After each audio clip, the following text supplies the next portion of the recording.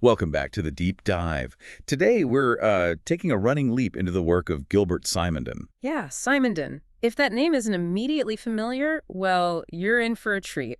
His ideas are genuinely transformative. Absolutely. And we've pulled together a really fascinating stack of sources for this.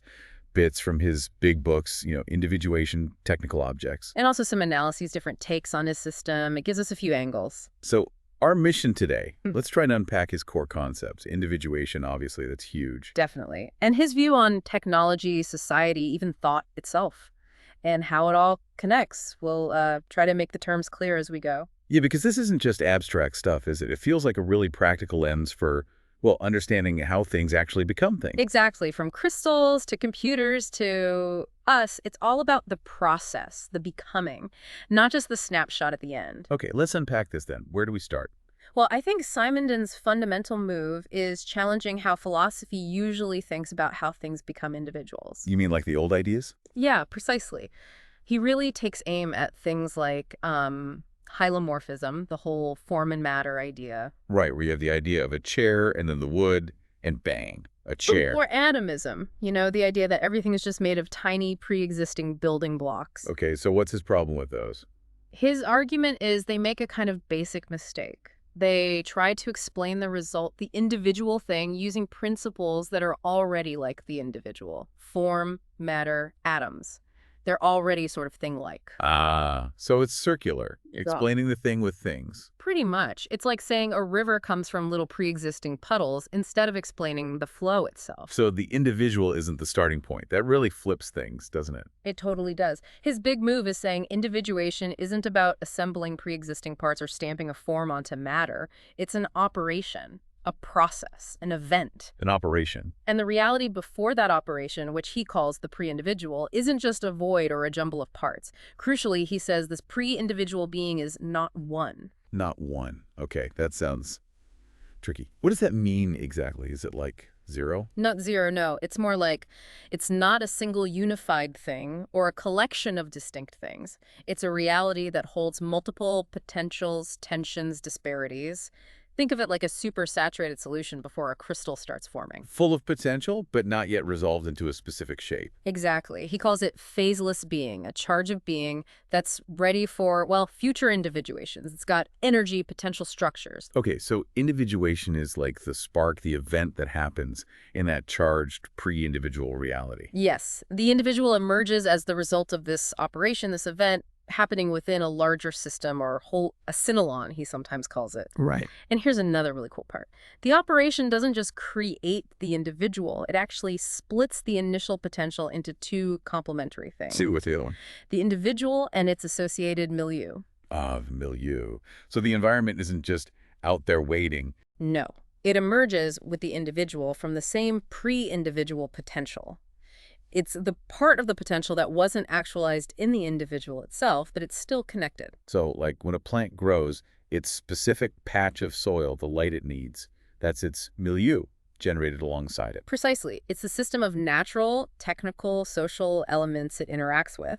It's not just background. It's a co-creation, a mediator.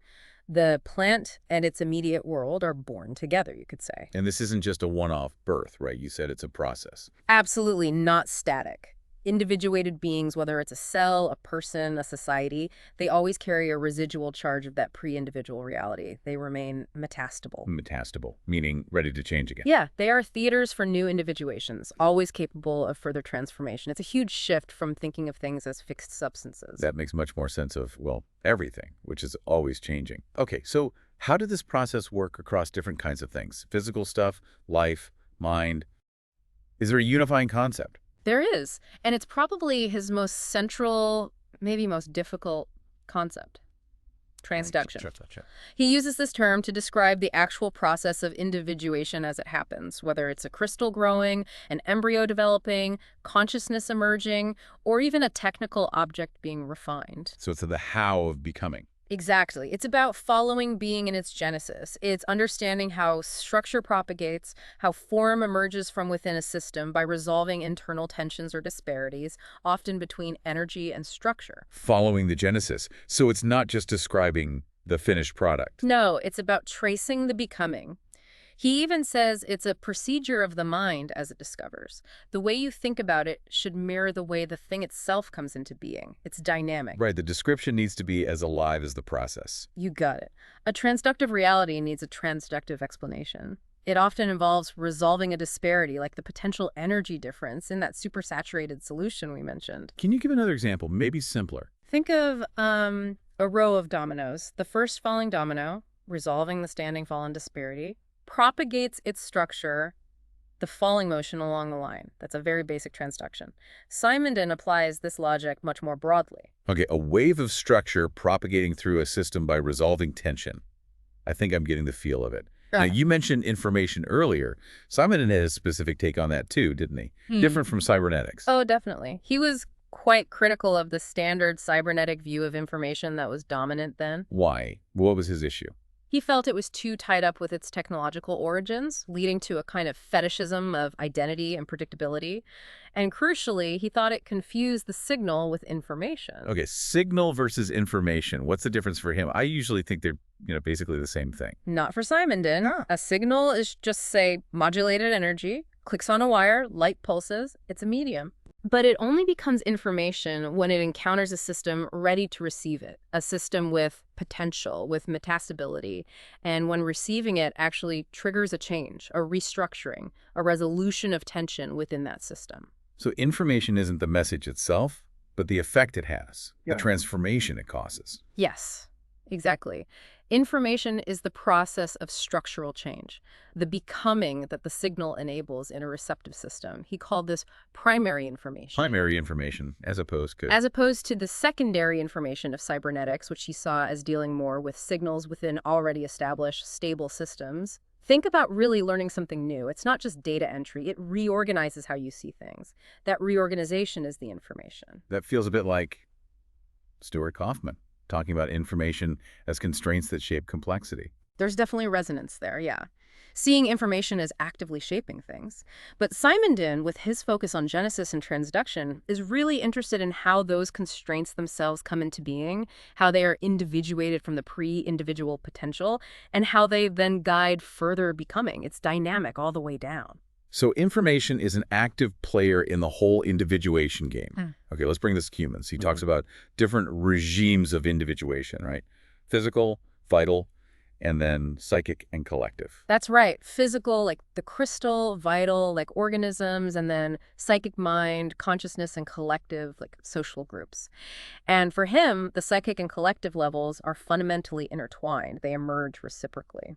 Okay, how does the psychic part emerge? Is it just like a grain upgrade? He sees it as something more profound. Psychic individuation happens when the vital biological organism faces problems it can't solve through its existing functions. It's a kind of phase shift. A crisis point? Sort of. When life overflows its own regulatory capacity, maybe too much emotion, too much sensory input, the being individuates psychically. This creates the structure of the psyche, which deals with this overflow by producing signification, meaning it makes the world and the being's relation to it more intelligible. So the mind emerges to make sense of things when pure biology isn't enough.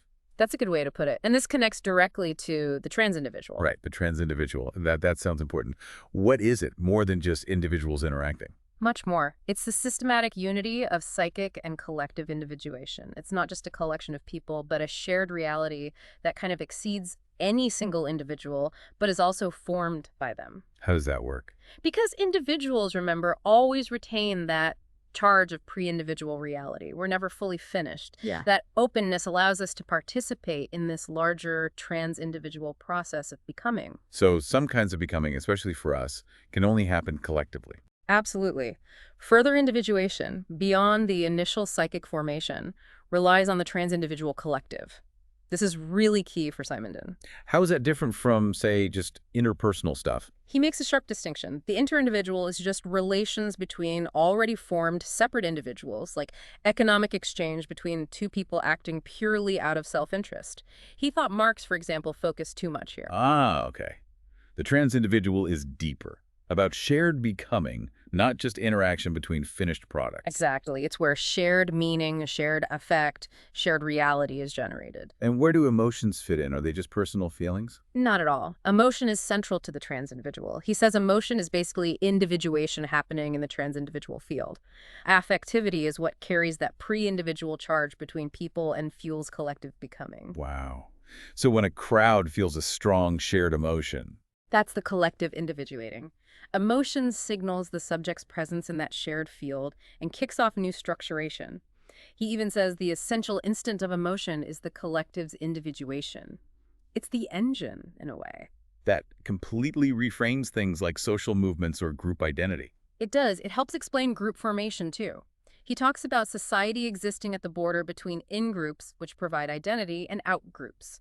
And whether a group is open or closed reflects different ways this trans-individual process happens, closure leading to rigid identity, openness allowing for communication, and shared growth between groups. Okay, that's a huge area. Let's switch gears slightly, though it feels connected his ideas on technology, technical objects. Yes, equally fascinating. He argues technical objects have their own specific mode of existence. They aren't just tools, they have their own genesis. And that genesis is? Primarily a process called concretization, moving from an abstract idea or function towards a more integrated, coherent, self-regulating technical being. Like how early cars needed constant tinkering, but modern ones are much more integrated systems. Exactly. A more concrete, technical object has its parts working in harmony, with internal resonance, needing less external input to function smoothly across different conditions.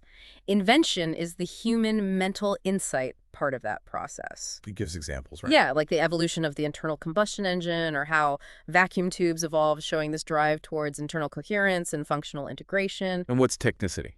Technicity is like concretization, but at the level of the components. It's how refined, reliable, and standardized an element becomes. Like a better spring or a more stable capacitor. Precisely. Higher technicity means a component works better under wider conditions and can be easily incorporated into new technical individuals. Yeah. Becomes more detachable and reusable. Okay. And how does he see the human relationship with these technical objects? Especially, say, post-industrial revolution. Well, humans can be technical individuals themselves, using tools as extensions.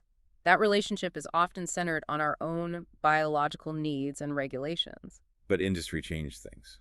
Massively.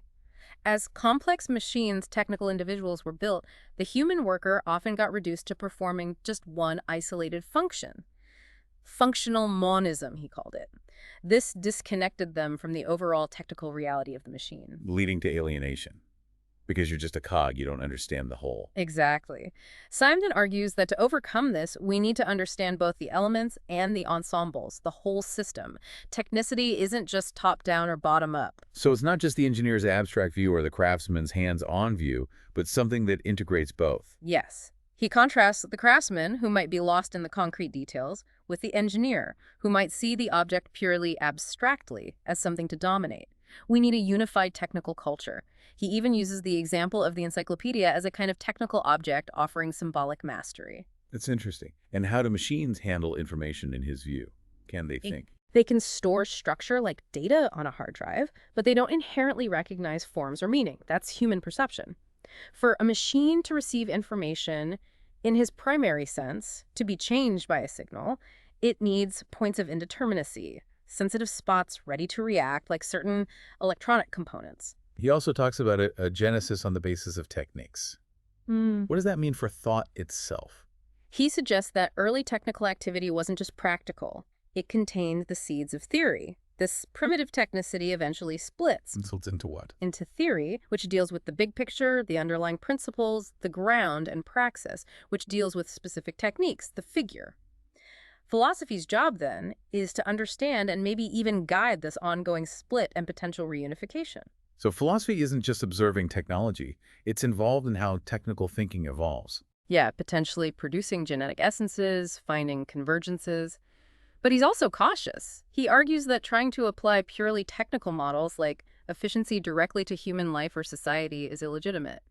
Technology is a second-degree techniques. It organizes our relation to the world, but shouldn't become the model for the world. And this relates back to alienation and the need for a technical culture. Absolutely. He believed that workers' lack of knowledge about the technical objects they use, not just lack of ownership, was a key source of alienation. We need a culture that understands and appreciates technicity, invention, and the genesis of objects, resisting the tendency to just see technology as a tool for profit. This all seems to lead towards his ideas about magic, religion, and the origins of these different modes of thought. It does. He posits this idea of an original state, a primitive magic unity. Magic, like spells and stuff? Not quite like that. More like an original mode of being in the world where subject and object, human and environment, techniques, and what we'd later call religion weren't sharply divided. It was a unified dynamic field. A kind of deep interconnectedness. Exactly. Underlying the sort of techno-symbolic reality of early human groups. And then it broke. Yes, he describes a fundamental phase shift, or rupture. The magical unity splits. Techniques keeps the focus on specific operations, objects, causality, the figure, and becomes more objective. And religion. Religion keeps the focus on totality, the whole, the underlying ground, becoming more subjective, dealing with the absolute, the sacred. This split creates distance between human and world, and between different ways of thinking. So religion emerges from this split, rather than being the original foundation. That's his argument. Things like belief or the sacred might even be signs of tension within a group, defensive reactions rather than the primary bond. Religion becomes the domain of the trans-individual dealing with totality and social regulation. So you have technical thought focusing on the parts and religious thought focusing on the whole. Broadly, yes. Technical thought grasps being below unity. Religious thought grasps it above unity. Is there any way back? Any way to bridge that gap? Well, he introduces aesthetic thought, art, beauty. How does that fit in? Aesthetic thought, for Simondon, is the modality that grasps beings in their unity. It functions as a kind of reunion of the technical and the religious sensibilities, approximating that original magical unity through its power to synthesize perception, feeling, and understanding. So art helps us see the connections again. It can, yes. When we have a true aesthetic feeling, it often comes from encountering different orders of reality, simultaneously seeing the beauty and the function of a well-made object, for instance. But it's not a complete fix. Not quite. Theory and practice, derived from that split, try to converge, but a gap remains.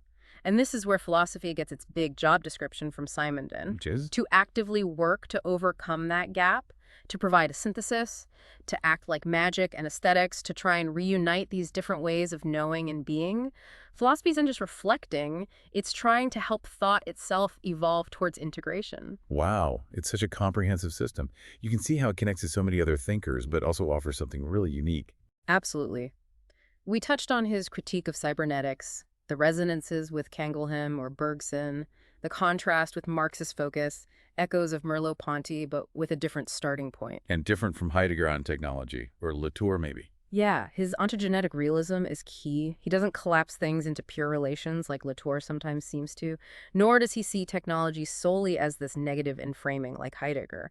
He explains how the entities, the dualisms themselves, emerge from underlying relational processes. Ontogenetic realism, realism about the genesis, the becoming. Exactly. Dualisms like subject-object are real outcomes, extremities of relationships born from the pre-individual through transduction. And the relevance today seems huge. Network systems, social dynamics. Totally. His work gives us tools to think about complexity, emergence, information, identity, technology, all these things that define our current moment, not as static problems, but as ongoing interconnected processes. Which brings us back to that call for a technical culture. Yes, one that integrates understanding, affect, ethics, aesthetics with our technical world. It's essential, he argues, for navigating the future well. What a journey through Simondon's thought.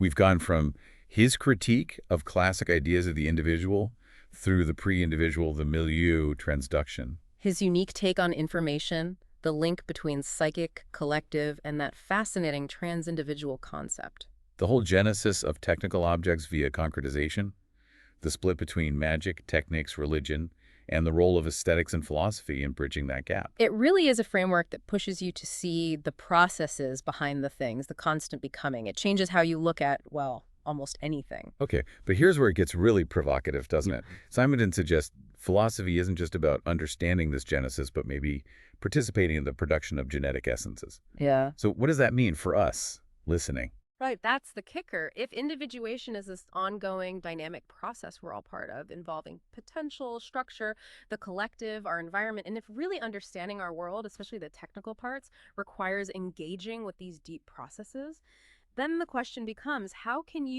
any of us actively participate in or shape these ongoing individuations in your own life, in your community, in your relationship with technology? How can we contribute to a genesis of thought that makes things, I don't know, more integrated, more open, more alive,